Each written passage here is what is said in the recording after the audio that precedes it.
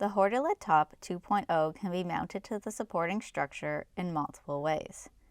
In this video, we will demonstrate how to mount the luminaire to previously installed wire brackets. You can visit our website at pllight.com and download the installation manual for instructions on other mounting methods.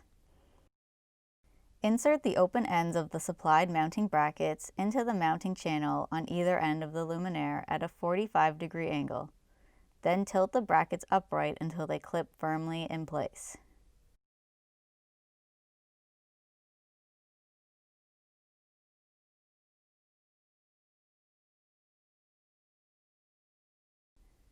Raise the luminaire and secure the attached mounting brackets to previously installed wire brackets as shown.